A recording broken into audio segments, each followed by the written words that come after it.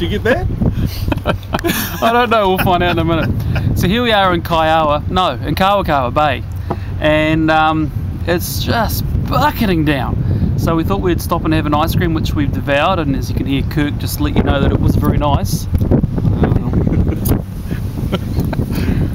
Why does he do the spastic so well? Okay, and have a look at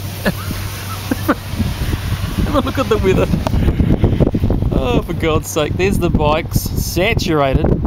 There's the weather, it's disgusting. There it is.